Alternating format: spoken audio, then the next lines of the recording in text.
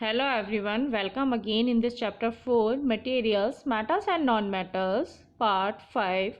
In our previous video, we do keywords of this chapter. In this video, we do book exercise and question answers. So let's we start book exercise and question answers. Question 1. Which of the following can be beaten into thin sheets?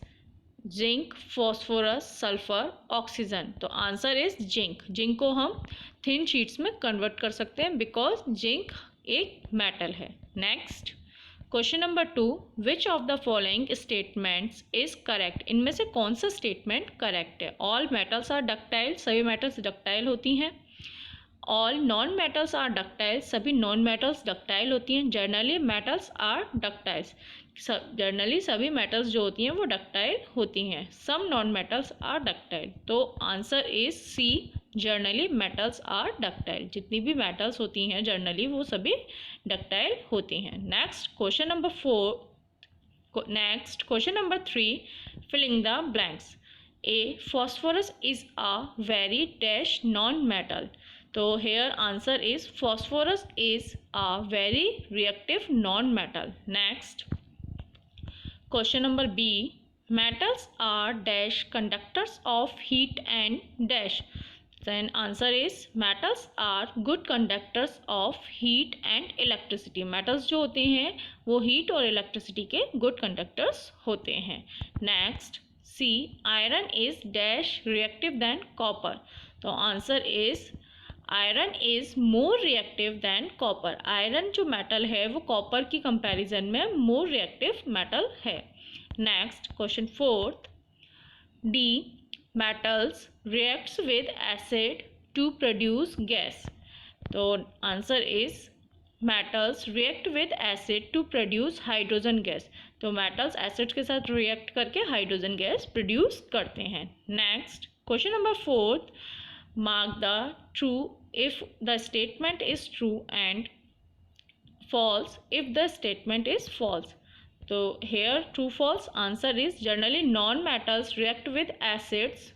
false, जितने भी non metals होते हैं वो acid से react नहीं करते हैं। Sodium is a very reactive metal. True, sodium एक बहुत ही रिएक्टिव मेटल होती है। Third, copper displaces zinc from zinc sulphate solution. Copper zinc को डिस्प्लेस कर सकता है जिंक सल्फेट सॉल्यूशन में से? No, false, because copper is less reactive metal comparison than zinc. Next fourth, coal can be drawn into wires? No, because coal is non-metal. So here is false. Next question number 5, some properties are listed in the following table.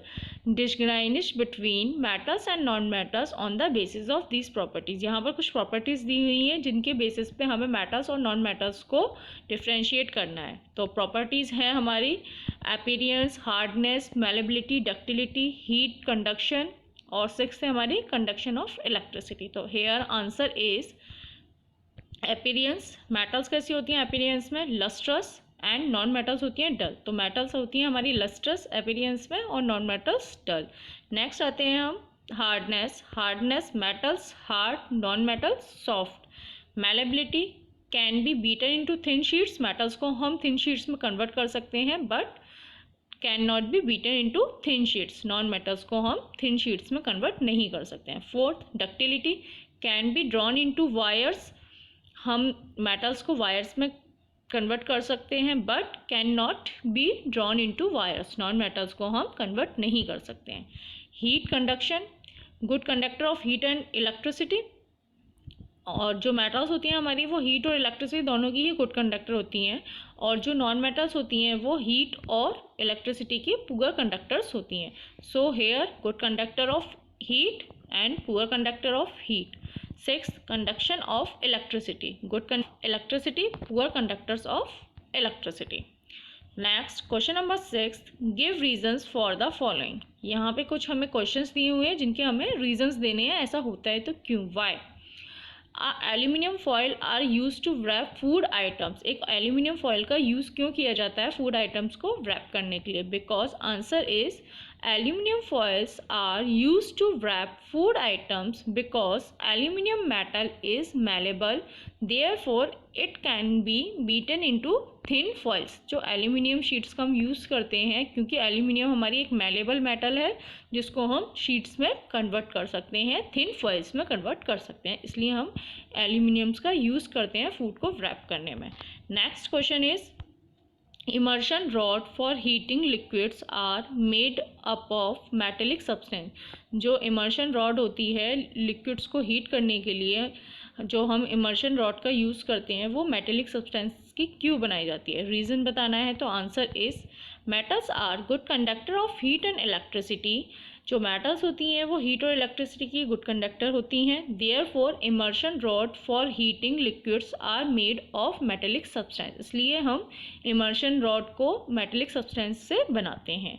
Okay, next question is copper can not displace zinc from its salt solution. Copper zinc को displace नहीं कर सकता है उसके salt solution में से. Why? Then answer is can displace a less reactive metal from its salt in an aqueous solution. एक metal less reactive metal को ही उसके एक्वस सॉल्यूशन में से डिस्प्लेस कर सकती है. But zinc is more reactive than copper. लेकिन यहाँ जो जिंक है वो कॉपर से ज़्यादा रिएक्टिव है. Therefore copper can not displace zinc from its salt solution. इसलिए कॉपर जिंक को डिस्प्लेस नहीं कर सकता है उसके सॉल्ट सॉल्यूशन में से. हेयर रिएक्शन कॉपर है हमारा सॉल्यूशन फॉर्म में है, ZnSO4 जिंक सल्फेट. तो यहाँ पर कोई भी रिएक्शन नहीं होगी because copper is a less reactive metal comparison than zinc. Okay, next question D. Sodium and potassium are stored in kerosene. जो सोडियम और पोटेशियम होते हैं उनको हम कैरोसिन में स्टोर करके क्यों रखते हैं? कैरोसिन ऑयल में मीन्स मिट्टी के तेल में स्टोर करके क्यों रखते हैं? Then answer is sodium and potassium are stored in kerosene because they are highly reactive elements. क्योंकि ये हम इनको स्टोर इसलिए करके रखते हैं क्योंकि ये बहुत ही ज़्यादा रिएक्टिव एलिमेंट्स हैं. They can easily catch fire even when in the contact with air. और ये बहुत ही आसानी से आग पकड़ लेते हैं. इवन अगर ये एयर के कॉन्टैक्ट में भी आते हैं तब भी ये बर्न होने स्टार्ट हो जाते हैं, इनमें बर्निंग प्रोसेस स्टार्ट हो जाता है. सो सोडियम और पोटेशियम को हम कैरोसिन ऑयल में कैप्ट करते हैं. Clear? Next question 7. Can you store lemon pickle in an aluminium utensil? Explain. क्या हम नींबू के अचार को एल्यूमिनियम के बर्तन में स्टोर करके रख सकते हैं? तो answer is lemon pickle can not be stored in aluminium utensils because lemon pickles contains acid which can react with aluminium liberating hydrogen gas. This can lead to spoiling of the pickle. तो जो lemon pickle है उसको हम aluminium utensils में store नहीं कर सकते. नींबू के अचार को हम एल्यूमिनियम के बर्तन में स्टोर नहीं कर सकते क्योंकि जो हमारा लेमन पिकल होता है उसमें एसिड होता है और एसिड जो होते हैं वो किसी भी मेटल से मीन्स एल्यूमिनियम जो हमारी मेटल है उससे रिएक्ट कर सकते हैं और रिएक्ट करके हाइड्रोजन गैस रिलीज़ करते हैं और जिसकी वजह से जो हमारा पिकल है वो स्पॉइल हो जाता है और वो पॉइजनस हो जाता है. डेट्स वाई हम लेमन पिकल को एल्यूमिनियम यूटेंसिल्स में स्टोर नहीं कर सकते हैं. Next question number 8. Match the substance given in a column A with their uses given in a column B. यहाँ पर हमें सब्सटेंस दिए हुए हैं और उनके यूजेस दिए हुए हैं. अकॉर्डिंग टू हमें कॉलम ए और कॉलम बी को मैच करना है. तो ए है हमारा gold, thermometer, iron, electric wire, aluminium, wrapping food, carbon, jewellery, copper, machinery, mercury, fuel. तो हेयर आंसर्स गोल्ड ज्वेलरी बनाने में यूज़ किया जाता है, आयरन मशीनरीज में यूज़ किया जाता है, एल्यूमिनियम रैपिंग फूड जो फूड रैप करने के लिए हम फॉइल्स का यूज़ करते हैं वो होती हैं, कार्बन एज अ फ्यूल हम यूज़ करते हैं, इसको हम घरों में एज अ फ्यूल कुकिंग और काफ़ी सारे व्हीकल्स में भी यूज़ करते हैं कार्बन को, लाइक कोल. कॉपर इलेक्ट्रिक वायर्स बनाए जाते हैं कॉपर्स के. मर्क्यूरी को हम थर्मामीटर में यूज़ करते हैं. नेक्स्ट आते हैं हम क्वेश्चन नंबर 9. व्हाट हैपन्स क्या होता है? A dilute sulphuric acid is poured on a copper plate. जब हम डाइल्यूट सल्फ्यूरिक एसिड को कॉपर की प्लेट में डालते हैं तो क्या होता है? तो here answer is no reaction will take place because copper is less reactive metal. तो यहाँ पर कोई भी रिएक्शन नहीं होगी क्योंकि जो हमारी कॉपर है वो लेस रिएक्टिव मेटल है. Okay, next B iron nails are placed in copper sulphate solution. Iron nails को जब हम कॉपर सल्फेट सॉल्यूशन में डालते हैं तो क्या होता है, right the words equation of the reaction. और यहाँ पर हमें वर्ड्स के साथ साथ हमें रिएक्शंस भी लिखनी है, जो भी रिएक्शन इसमें इन्वॉल्व हो। तो answer is iron being more reactive displace copper from copper sulphate solution. क्योंकि आयरन हमारी बहुत ज़्यादा रिएक्टिव मेटल्स है तो वो कॉपर को डिस्प्लेस कर देती है कॉपर सल्फेट सॉल्यूशन में से। In this reaction the blue colour of the copper sulphate fades and there is deposition of the copper on the iron nail. तो यहाँ पर जो कॉपर का ब्लू कलर होता है वो फेड हो जाता है और कॉपर आयरन नेल पर डिपोजिट होना स्टार्ट हो जाती है, कलेक्ट होना स्टार्ट हो जाती है। Here reaction is Fe plus CuSO4।